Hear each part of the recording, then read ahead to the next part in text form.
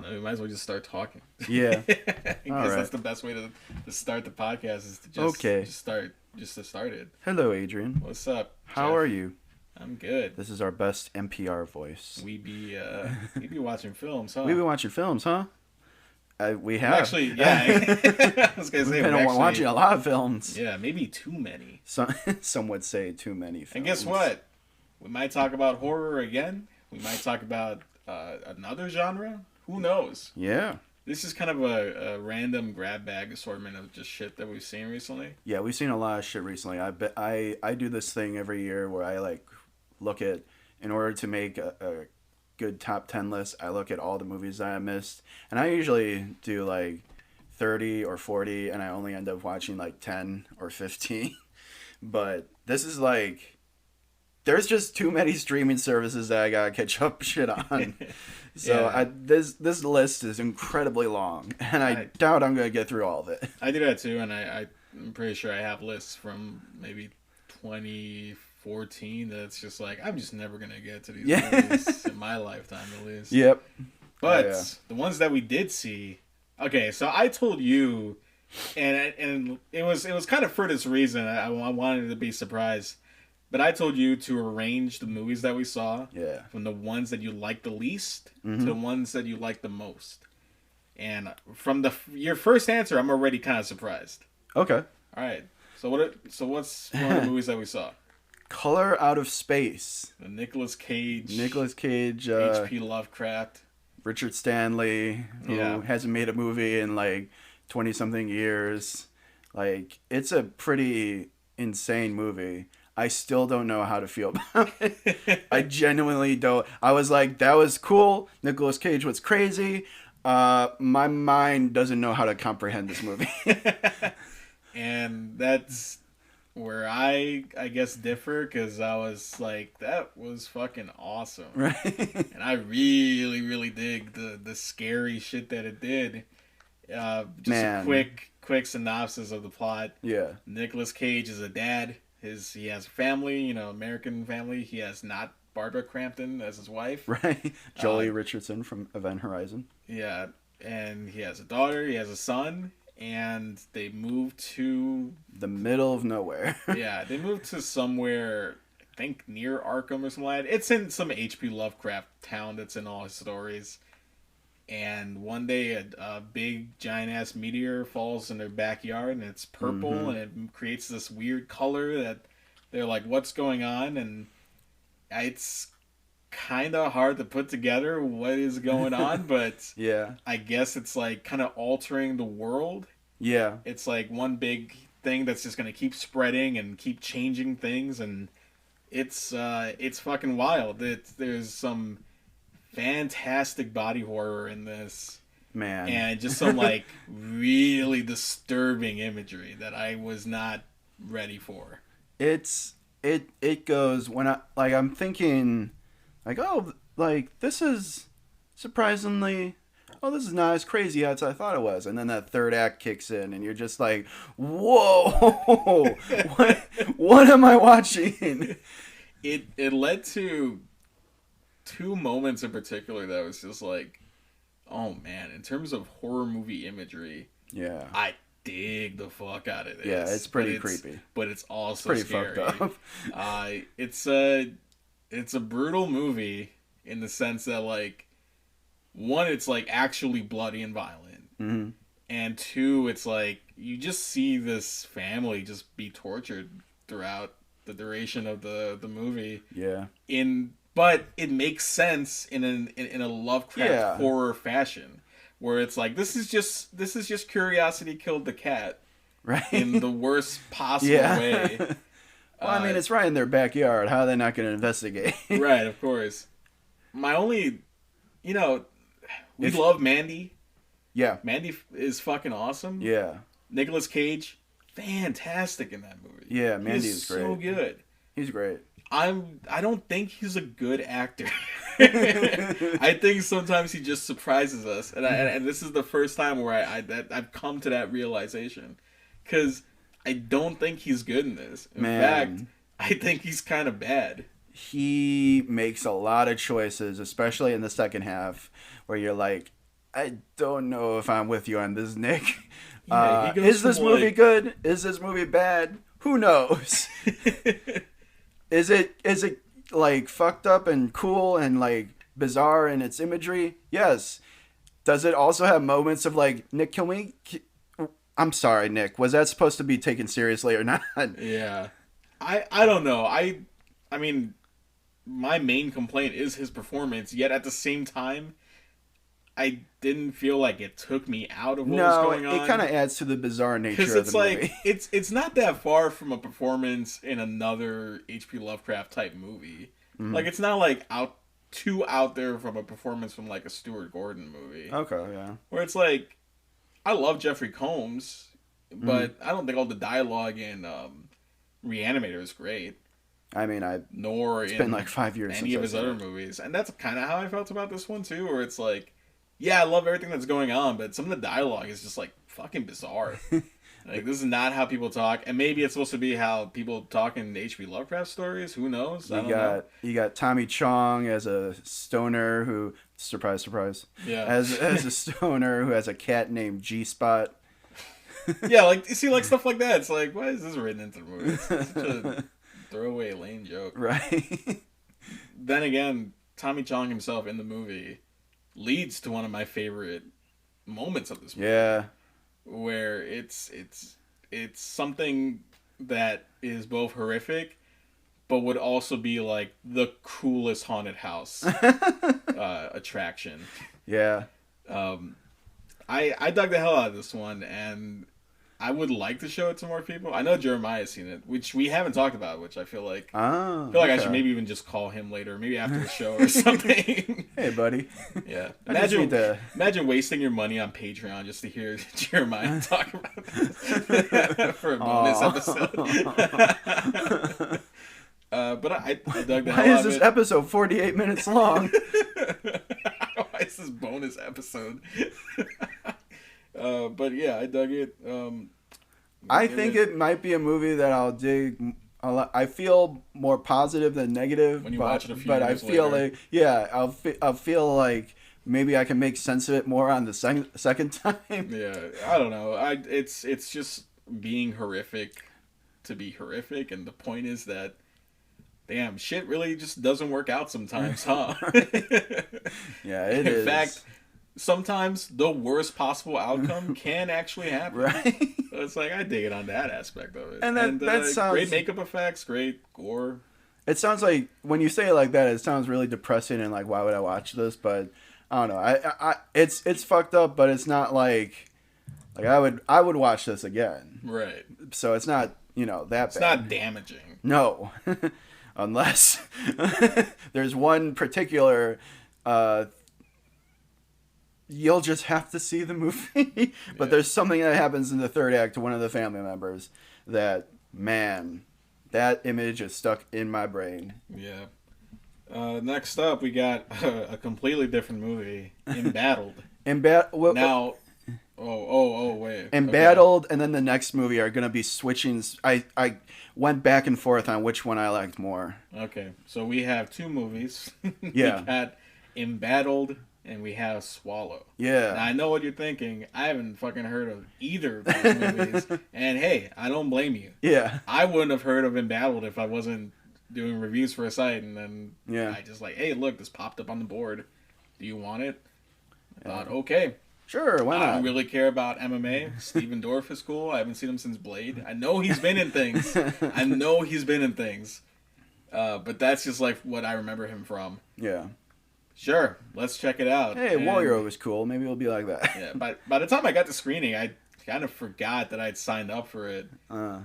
So this was a huge surprise that it's actually a really, really good movie. It really is. Like, I literally had not heard anything about this movie until you showed it to me.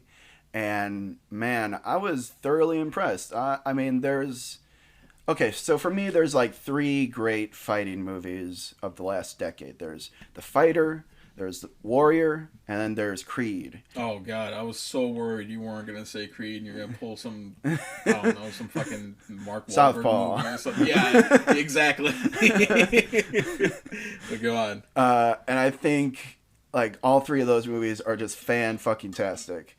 I don't know, like I would give like Warrior a 10 out of 10. And I don't know if I'm giving Embattled a 10 out of 10, but it's still a high. I think it still reaches, you know, a good high mark for like MMA movies because there aren't a lot of them out there. We got Never Back Down. Never Back Down. And we got Never Back Down 2. And they made a sequel? I'm sure they made a Never Back Down 3. It was one of those DVD sequels. Back when they were still DVDs. Right. Physical media. Yeah. That was the last time Steven Dorff made a movie, probably. Aw. Yeah, you know what? He's in really, this movie and he's really good in this, yeah. But he plays such a piece of shit. Oh my god. The movie itself, yeah, it's an MMA movie. It's about Steven Dorff as an MMA fighter. He has a son who's in high school who's like, I want to be just like you, Daddy, kinda, in the sense that I want to be a fighter, but I'm not going to be a piece of shit like you are. Yeah. And he also has another kid who has Williams syndrome. It's a developmental disease. He has a new wife, and they have a kid. I think. Yeah. I forgot, they didn't really go into it. And he has an ex-wife that he's fighting with, and it's just a bunch of family drama that like really just kind of keeps building up till it leads to where it leads. It's an hour of setup and then the real plot kicks in, and because they spend that hour getting to know these characters, you're way more invested in the actual plot of the movie. Because I don't want to say what the actual plot is. If anyone, I don't know if you want to. No. Okay. Because when I first saw this, I mean, also not hearing anything about it. When it got to that point, I was thinking like, oh, maybe I should have seen this coming, but I didn't know where we were gonna go. Yeah. It's a pretty cool, like, not twist, but like it's a pretty cool development where you're like, I'm so down for this. Oh man. Yeah. And I feel like the ending itself is you're either gonna love it or hate it. I love it. I love it. I think it's a really good ending. They pulled it off. They pull it off in the sense of like, man, I don't know what's gonna happen. How they gonna? Because okay, I was gonna do Warrior spoilers, but I'll hold back. Yeah, if you somehow haven't seen Warrior, you should also check that one out. Yeah. Sure. And I know nowadays you might think Tom Hardy, the main character from Venom. Why would I see a movie he's in? And Capone? No, go check out Warrior. Don't you disrespect him that's like a that. really, really great movie. That's gonna be one. Mad Max. That's gonna be one of those movies that guys do the obligatory. You can cry at that movie, right? You know, dudes being bros. Every time I hear the national song that plays in that movie, I'm always like, oh, it's back to Warrior. Yeah, back to crying. That's the band, the National. Yeah, not the National. Not some kind of national song from some right. nation. Yeah, Embattled is really cool. Less said, the better. There's an actor who has Williams syndrome in it, and he's really good. Yeah. There's really funny scenes with that, which I don't know if it should be funny. There's one where he has a friend who has Down syndrome, and his friend's just like, "Come on, do it. Say fuck. Come on, fuck." I want to. It's real funny at some points, but it's also like extremely heartwarming and heartbreaking. Because Steven Dorff is such a piece of shit. Mm-hmm. That every time someone else does something nice in the movie, it's like, oh, my heart. Yeah. It's too nice. And it was like the Grinch. It just grew 3 sizes. Yeah, exactly. But it has great characters. Like, there's no one who's just kind of there. Yeah. Even Steven Dorff, his new wife in the movie, played by, that's why I like. I always try to remember her name, Karuchi Tran. I might be pronouncing that horribly wrong, and I apologize if that's the case. But she plays the new wife, and I feel like in any other movie that would just be like a gold digging character, kind of like any other young woman who is into like a older man. Mm-hmm. But that's not the case. She's such a nice person. Yeah, she's a way better person than Steven Dorff ever is, and she's one of the only people who kind of like truly stand up to him. Yeah, like she cares about his previous family. Yeah, exactly. But yeah, the less said, the better. Yeah. Go check it out. If you like Warrior, you would like this movie. Yeah, Maybe very not much as much, but recommended. you'll still Yeah. dig it. Very What's much next? recommended. Swallow. So yeah, we had a little audio interruption, but we're talking about Swallow. Swallow, yes. This is a movie, man.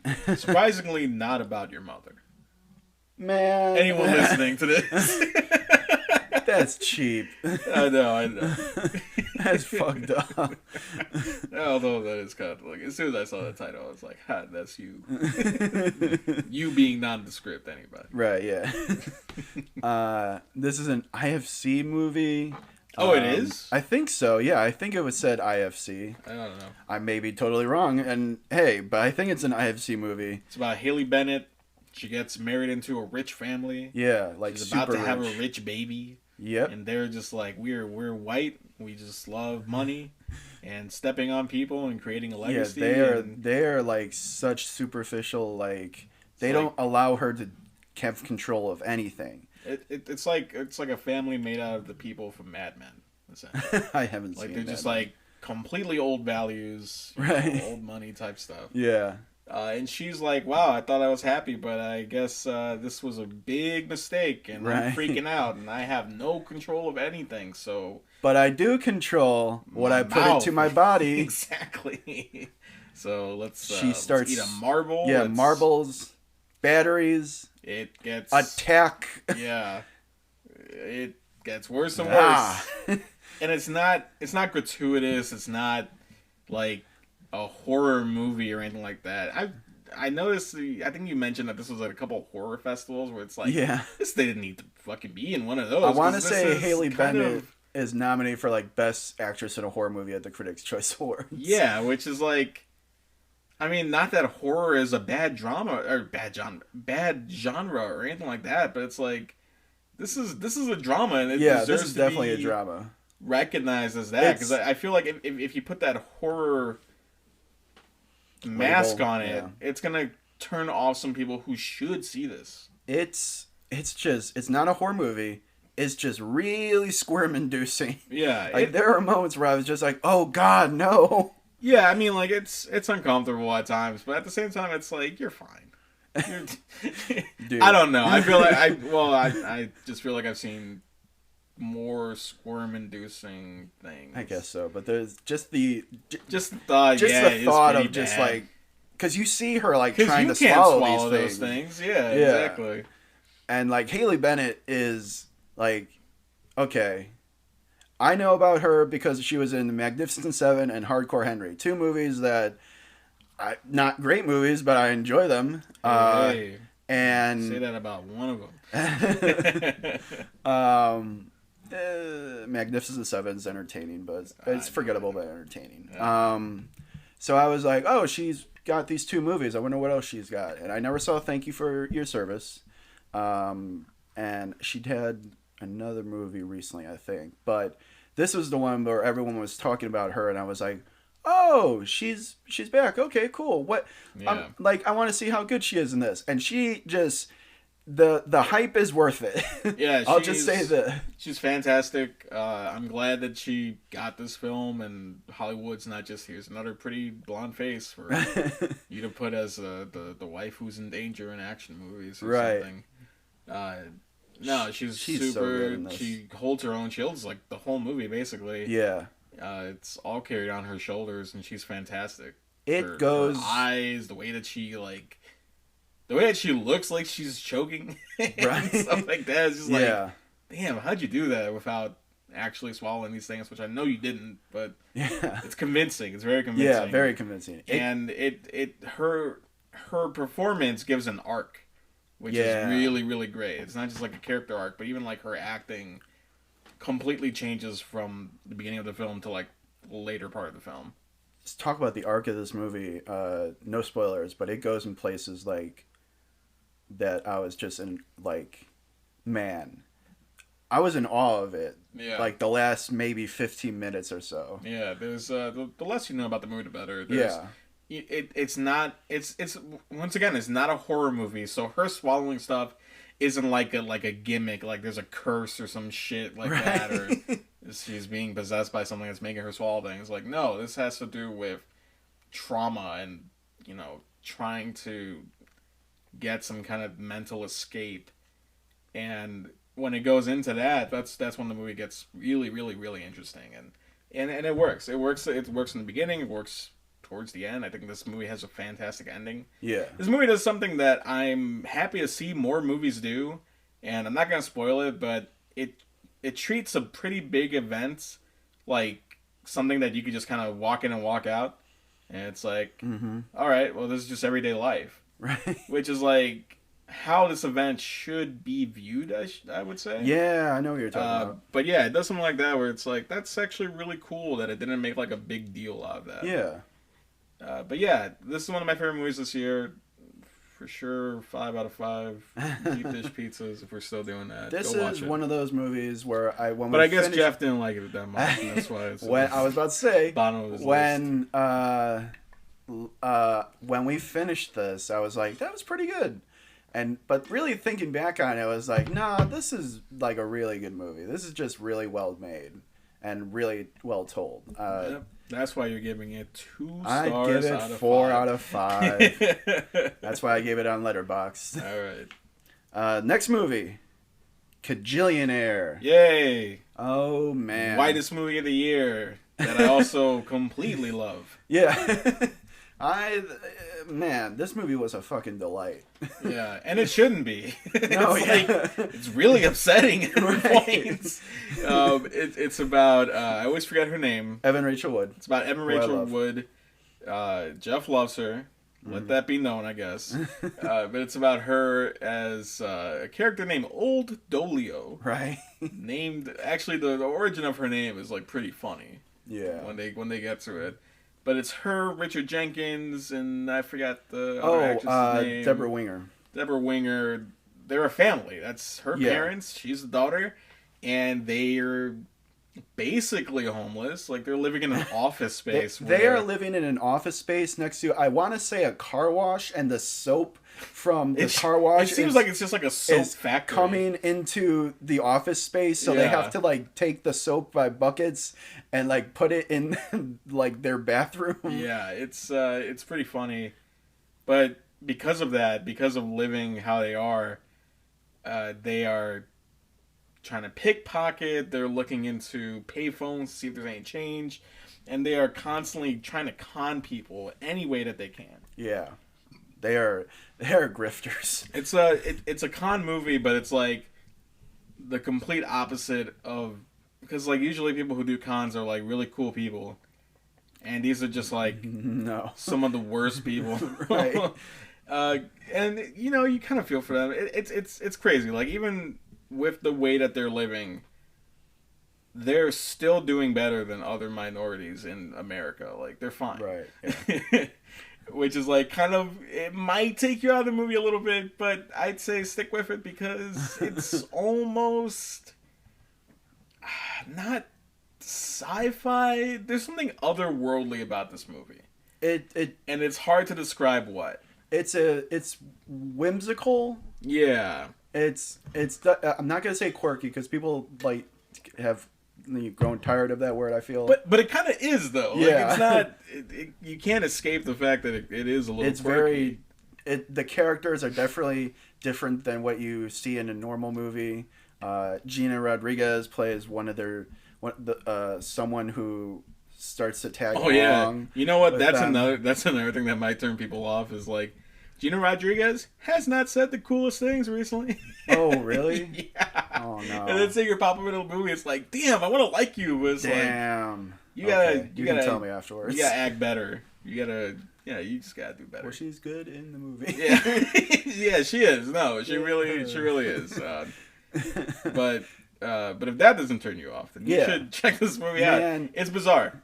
I think it has moments that, like, where you're like, oh my god, my heart. Yeah. And then there are other moments where you're like, oh, that's silly, that's funny. Yeah. And I don't know, it's just, like I said, it's got some deep moments in it, but it is, by the end of the movie, it's just a delight. I really, really love this movie. This is like, if you cross Little Miss Sunshine with like a John Waters movie, where it's just like these are very just gross people and they're weird and it's like it's uncomfortable to be around them. But then you have someone like Evan Rachel Wood, where it's like she literally sounds like a teenager, right? Like a boy teenager. Yeah, she changes her voice. Yeah, she. I don't know how to describe her other than like, I don't know, disrespectful teenager who's like playing video games while his dad's talking to him. It's kind of what he sounds like. She sounds like. Yeah. But it's an intentional choice and it works, and you realize why later on in the movie. Like, oh yeah, it makes complete sense that you talk this way and that you act this way. And at the same time, it's like a really, like, man, it makes you think about a lot. It goes into uncomfortable thoughts you don't want to have, but at the same time, it treats it beautifully, and like there's kind of poetry behind everything that goes on in the film. Like nothing ever feels like it's just kind of random or weird. Like everything that's in it makes complete sense, and it tells the story as weird as it is, and it ultimately tells like the message of everything. And you may wonder, why is this movie so weird? And it's because it's a Julie Miranda July. Miranda July, or is it Julie? I don't know. It's spelled like July, but I apologize, Miranda, if that's not your last name. But anyway, yeah, Miranda July. It's one of her movies, and she directed the Future. The Future, yeah. And she directed, and I'm Me and You and Everyone We Know. Okay, which Roger Ebert loved, which I haven't seen, but I know you really like also. Yeah, you haven't seen either of her movies. No, The Future looks weird. Yeah. The Future looks like whimsical to the extreme. Yeah. I remember liking The Future, but I definitely love Me and You and Everyone We Know. That's like a quintessential indie film. Okay. It has one of the most, I don't know the word for it, infamous scenes of like an online chat. Oh no! I don't know if you know what I'm talking about, no. But like to the point where like this scene used to pop up on like E-Bomb's World and Newgrounds and stuff like that, and no one knew what the fuck movie it was. It does have some things where it's like really questionable to even put this in a movie. Someone described it on the One of Us. Someone mentioned on the One of Us review for this, and also even like they were quoting someone as well. But she feels like she makes Todd Solondz movies, but without any kind of like sexual assault, or anything like that. Without anything like too serious. Yeah, without the weird rapey vibes. Yeah. That he gives, like literal rape. Not a big fan of his movies. I haven't seen any. In fact, I'm so much not a fan of his movies that I just don't watch his movies. Right. But Miranda July, she's similar in the way that she's very, very bizarre, yet these are definitely real people that exist. That's the thing I like about it. It's a weird movie, but it feels grounded. It feels grounded. Realistic, like this could actually happen. You believe these people, as weird as they are. This is also eccentric as they are. This is probably her most her most accessible movie. As bizarre as it is, like I understand why you would like this movie. I don't know if you would like Me and You and Everyone We Know. Okay. I hope you watch it, but I'm not sure if you're gonna be like, oh, that was stupid, or like you're gonna think it was as good and as artsy and I thought it was. Well, like I said, I mean, any movie that I really love, I'm always scared showing you. It's just like, you like that shit? I'd be like, okay. Yeah, but how often does that really happen? That really doesn't happen a lot. It's only State of Play. Yeah, which is like not a bad movie. It's just like not for me. Yeah, show my dad that movie. But see The Guilty and see Waves. Yeah, Guilty and Waves are really good. But anyways, there's something else that I wanted to mention. Oh, you want to trick your friend into watching a movie? Do this. Tell them, let's just watch 5 minutes of it. If you don't like it, we'll turn it off at the 5-minute mark. Almost every time, you guys are going to watch the whole movie. He's done it a few times. I don't know why it works, but it does. Maybe it's like a Pavlovian response at this point. Like a good dog that you are. You hear 5 minutes and you think, okay, my brain is ready to watch a movie. Who knows? What do we got next? 5 minutes? That's not 95 minutes. Next movie. Run. Yeah. This is where the disagreement ends. Yeah. Or this is where the disagreement begins. Now, what was that? This is where we fight. What's that Seinfeld thing? Now we begin the airing of the Oh, yeah. Now I got a lot of problems with you people. That one's for you, Ricky. If you listen to it. Yeah, let's talk about Seinfeld. Pretty decent show. Wish Jerry wasn't on it. Wish it was just George Costanza. Just called Costanza. Then again, if you like that, you love Curb Your Enthusiasm. Yeah. The R-rated, better Seinfeld, in my opinion. I know. We differ on that, too. Might as well keep adding to the list. Because I don't like... No, I do. It's a fine movie. I don't like how many people are loving this movie. I love this movie. Yeah. This really... This is the Hulu original. Yeah, Hulu original movie, Run. Anish Giganti, who directed... Searching, which was one of my favorite... That was in my top 3 of films of 2018, I believe. That movie blew me away with its heart, its, technique, its story. Its soul. Yeah, man. Its body. Its performance by John Cho. It's everything John about that movie. Cho's the best part of that. And so I was thinking oh my God, the guy who did Searching, his new movie is coming out. So I immediately put it on my watch list and I watched it and I thought, okay, Jeff, let's not expect another Searching. Let's not put that high expectations. He literally said that out loud to himself before we watched the movie. And, like, what are you doing? Just sit down. And I gotta say, it lived up to the hype. I really think he hit it out of the park. Just second time around. I think this movie is just so well. It's just a thriller that's so well made and so well told in the sense that it's a quick movie. It's only 90 minutes. It's got really good performances and a really charismatic, or you care about this lead character and you root for her. The whole thing is that there's Sarah Paulson, she's a mom, and her daughter is in a wheelchair, and she starts to realize hey, maybe my mom doesn't have my best interests at heart. And then the thriller plot starts to unravel from there. And you feel oh my God, she's gonna get caught so many times throughout this movie. And you want the mystery, you want to know what's really going on in this movie. And when we get to what actually is happening, I thought it was thrilling. I really like the ending, even the last line. I love this movie. All right, so y'all heard all that. I don't feel anywhere near to that about this movie. In fact, I was even thinking of when you were done. I was thinking maybe I'll just say yep, good movie. What's next? I just don't think it's that great. I think Anish Giganti kind of annoying with the fucking. I'm a film student. Here are my references, and you know what? Yeah, maybe I'm biased because I don't mind when Quentin Tarantino does it. Because I guess it's shit that I like. But, I don't know. Do you have to... The movie that they go see, does the marquee have to say Misery on it? Do they have to reference Derry, Maine? That's where funny. It's I'm sorry, that's funny. Okay.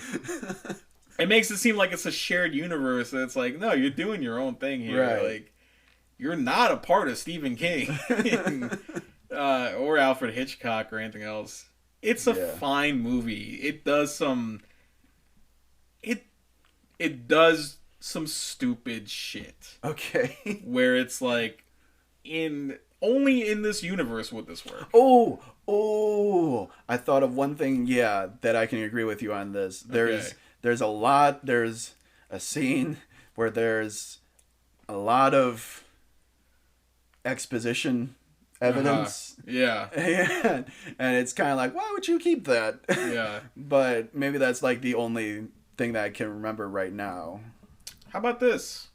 You know what? Before your mom turned out to be kind of crazy, seemed like you had a really good childhood and upbringing. What the fuck are you complaining about?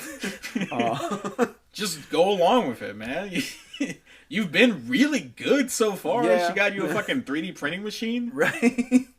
It's Yeah, like she's very caring. It's like literally just like the nicest life until one day. One day it's like, oh, I want to go to school. So you live at home with your mom and you'd be happy. You'll be happy with it, damn it. No, I don't know. It's fine. It's a fine movie. It has fun moments, but I'm not gonna act like it's not silly and dumb at points just because it's from the director of Searching. I look forward to more that he does. I think he's still learning. I don't think he's like proven himself. Oh, that's where we differ, sir. He reminds me, and it's not because he's also Indian. He reminds me a lot of M. Night Shyamalan in the sense where it's like, yeah, he's making these hit it out of the park. He's making these great thrillers, but there's something about the dialogue and the writing, that it just feels like, Anish, I don't think people talk like this. And if they do, not in this type of movie. This feels kind of like too kind of weird and comic booky. Okay. There's a reference to like search rooms where it's like, what? How is this going to be used as a plot point to get what you want? Yeah. That's the main moment of the movie where I'm like, this is stupid. No one would be putting up with this shit. Yeah. Long ass line at the pharmacy. Yeah. I would roll her away. Like, no, look. I gotta pick up my inhaler. Yeah. Cialis is on the line here. You can't just think you're gonna butt your way through here. Yeah, that was a really... I don't know. I look at that scene and I'm like... And I'm just tense. I'm like, come on, hurry up. Like, I don't know. It ain't no... I don't know, Knives Out. Ryan okay. Johnson film. Let's get one thing here. Knives Out is a, no offense, cut above, or like no pun intended, a cut above all the rest. Yeah. That movie's fantastic. Yeah, that movie's great. But this ain't that. I don't know. I'll agree with that. People are gonna love it. People are gonna really, really dig it. They're gonna have a lot of fun with it. And yeah, that's the best takeaway that you can. I feel like that's the best takeaway I can grab from this, is that I did have a good time. Mm-hmm. But I'm just not gonna act like it's great. Okay. You have a nice hat. Still not fucking with the rest of you. Okay. What do we see next? Spontaneous. Oh shit. That's a good movie. Yeah. Next movie. All right, time to talk about Unhinged. Oh boy. No, Spontaneous. Olivia Cooke, who No, it's not. No, it's not. Katherine Langford. Katherine Langford from. They're the same person. From 13 Reasons 13 Why. Reasons Why. Also Knives Out. And Knives. Yeah, I was gonna say Love Knives Simon. Out. She's in that. Yep. Oh, that's cool. She's one of the friends. Oh, well, good for her. Still haven't seen that. Still kind of That's want good. to. Yeah, I like it. But anyway, Spontaneous is about her and a guy that looks kind of like her. They seem like they would be sister and brother if it wasn't for the fact that they were a couple. Or maybe just white people look alike. I don't know. They're in high school, and everything is going good. And then one day, one of her classmates literally just explodes like a balloon full of blood. Covers the fucking class, basically. Covers her. Everyone's freaking out. What caused this? Why is this happening? Will it happen again? And sure enough, it definitely does. Yeah. And because of that, Katherine Langford and Charlie Plummer? Yeah, Charlie Plummer. Charlie Plummer plays Dylan. Yeah. And she's Mara. Yeah, there you go, Mara. They're like, you know what? We really like each other, and who knows if we're going to blow up one day. Mm-hmm. Which, I wonder what this is an allegory to. Right. Let's go for it. Let's hang out. Let's fall in love. And that's exactly what happens. And then it's all set with the fear of like, fuck. We don't know when this is going to stop. Yeah.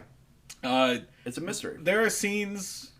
I heard someone describe this as a horror comedy, which I don't know if I fully agree. I don't know if but it does have, because there are sometimes like the first time someone explodes, it's jarring, but it's also kind of funny in the sense that it's like, what the fuck, that kind of thing. Like this is wild. But then there are scenes later on where someone explodes, and it's like, oh, this is like seeing someone shot in the head. Yeah. This is like someone like just unexpectedly dying in front of you, and it's horrific. Yeah. It's like truly horrific, to the point where like it just kind of keeps building up, and it doesn't really let go. There are moments that I was like, okay, I can count maybe like 2 or 3 moments where I thought, maybe 2, where I was like, okay, this is probably where someone's going to explode. And then there were other times where it completely caught me off guard. Yeah. There's definitely times where it's like done as a punchline. Yeah. Like a visual punchline. Yet at the same time, it's a sad film. It's a sad film because they go into the backstories of some of these people who explode. It's all part of it. Like, it's about being young. It is about kind of being in high school and wondering, what are you gonna do next in life? Will you even get there? Yeah, is kind of what it all comes down to. And I think it's a really good message, and it's the way that death should be treated. It's like knowing that yes, there is an inevitable end to this, but because of that, we gotta make sure we do everything that we're trying to do. Yeah, and I love that. I love that for the movie. I think it's actually like more heartwarming and hopeful than it is actually scary. Yeah, it's got a surprisingly. I've seen some critics call it profound. It's got a surprisingly mature message, and that's what really blew me away. Here's the thing, this movie is funny. It's it's sweet, but it is like, oh shit, you got to my heart. Like, that made me think. It has dialogue that feels funny. Like the banter between the characters is not like, just kind of like a movie I think of where I go like, what the hell? Who wrote this dialogue? This movie called What If with Zoe Kazan and Daniel Radcliffe. I know a lot. I know there are people who like that movie. I don't even dislike that movie. I just really think like, man, they are trying way too hard to be quippy and like clever. That was one of those movies that I was at someone's house and we were watching it, and it was like, oh, I guess we are just gonna watch the movie then. that's how. Damn. That's how I think of that movie. It's fine. I like What If. I think it's okay. It's a cute movie. I don't even remember the dialogue. Is how little maybe I was invested into it. But I remember liking Daniel Radcliffe. A movie like this, it feels like, oh, I actually like these characters. Yeah. I don't mind spending time with them and hearing their jokes and like to the point where like she has a best friend character who is like, oh my god, I want Mara and Dylan to work out, but I also like, yo, you better not fucking kill that best friend. Yeah. That would be heartbreaking too. There are so many people in this movie where it's like, that would be so fucking heartbreaking if they explode, like in real life. Can we talk about how there's basically, you care about all these characters. There's like no bullies in the school. The jocks especially, they're like super progressive. They're so wholesome. Yeah, it's adorable. That's really funny. If this was a Anish Chaganty movie, they probably would have been bullies to reference Stephen King. Okay. But that's why this movie is kind of clever and well written. I'm more so realistic and like, this actually is how teenagers talk, not like here's a 50s movie reference. We get it. To someone on the phone. We get it, son. We don't like run. It's okay. I hope so. I'm only saying that because I can't think of any quippy comeback line. But give me 5 minutes. Give me 5 minutes. Yeah, 5 minutes later, give him 30 more minutes. I'm just waking up tonight, just like, oh, you know what? Oh, you're knocked out. Yeah. Yeah. And then you roll over back to your side in bed.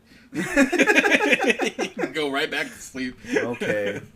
We have a Bert and Ernie thing going on where we have the same PJs and sleeping cap. And then we all just have milk and cookies before bedtime, and I was trying to do a community thing, but I didn't get that. Where the dean, I don't watch it. The dean sings them to sleep, join Abed to sleep. Okay. And hands them milk and cookies. I don't know how me talking about Bert and Ernie led to you thinking of Community, and that everything leads to Community. It's a great show. This is just an example of how Jeff's mind works. Spontaneous is great. Spontaneous is a movie that let me just clear the air a little bit. Not clear the air, but just point this out. I saw this movie on Saturday. I rented it from Amazon because it was a rental sale, and I liked it a lot. And then I saw that I still had the rental for another 24 hours, and I thought, man, it'd be hilarious if I watched this movie again, right? And then I watched the movie again. And then I showed it to him 3 days later. I really like this movie. That's funny.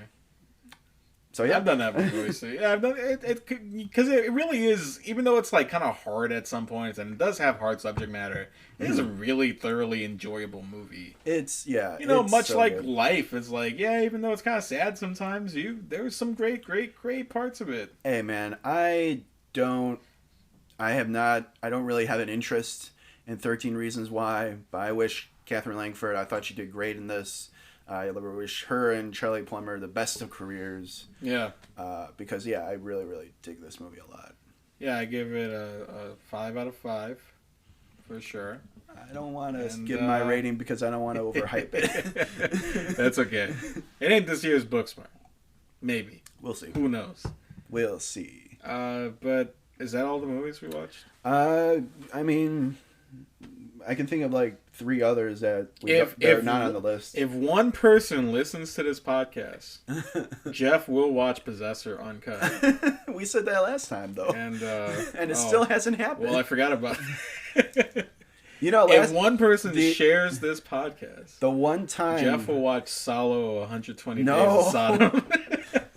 No. The one thing about this podcast is that we started out doing horror movie shows, and the one time we do a non-horror movie is the one time our audio is kind of fucked up. Yeah, that's my bad. I did not realize that the other mic was fine. not reading, because we're looking at the thing right now. Yeah. I don't even know what the fuck that's called. Audio track. Yeah. The little lines on the line. Yeah. Yours is always pretty low, and I always thought that was because of your microphone. So last week, or whenever the fuck we recorded that, it was like, oh, yeah, that's normal for him to be sounding like that. He's so quiet. And it wasn't until, uploading it where I was like, oh, he sounds like he's, back of the room yelling at me to talk. So, yeah, sorry about that. What was your favorite A24 movie? Waves. And mine was, I forgot. Well, yeah, I did that whole thing of Waves and Moonlight. Last Black Man in San Francisco. Yeah. Yeah, go check those out if you haven't already. Definitely.